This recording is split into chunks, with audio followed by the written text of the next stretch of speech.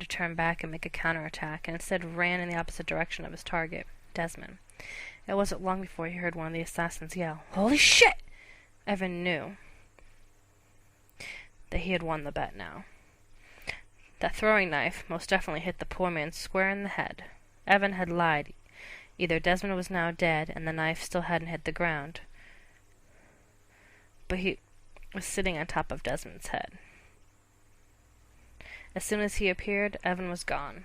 He hoped that by the time he got back to the desert, lunch would be made for him. New Haven. The morning had started slow in Castle New Haven, as if for Elia's day off from her duties.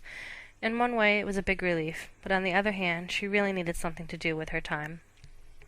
The castle wasn't as fun as she remembered it as a kid, that was for sure.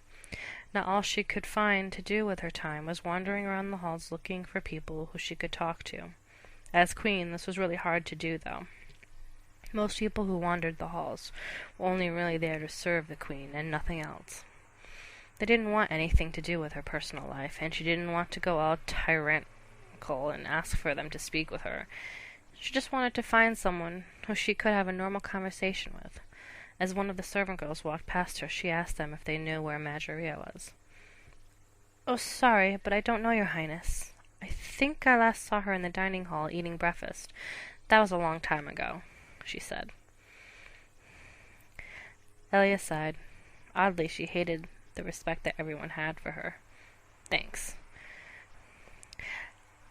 Ella let the woman pass by while she headed for the dining hall to see if she happened to still be there. She doubted it, however, as Majoria was one of those early morning types. Dominic was sitting at the table, enjoying his small meal. It was a simple salad like he usually had in the morning after a few hours of practice out in the back courtyard. Today's practice was subpar, to say the least. He seemed off his game for some reason. He didn't really bother to harbor on the thought, though, and instead picked around his spinach looking for the perfect flavor combination. "Oh, hey, Dominic!" He paused with the fork halfway to his mouth and looked up. Ella was standing in front of him, all dressed up like a doll. Dominic didn't see why she would waste so much time this morning to dress up so fancy, but he didn't really want to question his queen either, even if she was a pushover. "Hello, little one. Haven't you already eaten? I thought I saw you walking around the castle with an apple earlier."